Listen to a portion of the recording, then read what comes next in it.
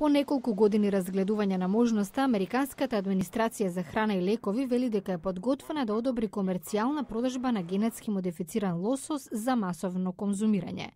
Еве што за ова вели Роналд Стотиш, директор на Aqua Bounty, компанија со корени во САД и Канада, што ја студира и модифицира генетиката на лососот повеќе од 20 години. Овој лосос расте 2 пати побрзо од конвенционалниот, заради додадените растички хормонски гени. Значи се ставаат гени од лосос во лосос. Стотиш вели дека Aqua Bounty го одбрала лососот заради неговата висока хранлива вредност. Тој додава дека американското одобрување е важен чекор кон идно комерцијализирање на овој вид на риба, што ќе значи фармерско одгледување на лососот во светот.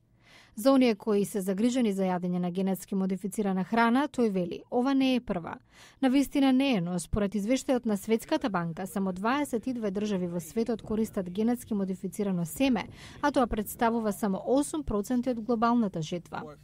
Главна причина е перцепцијата во јавноста за здравствените и ризиците по животната средина.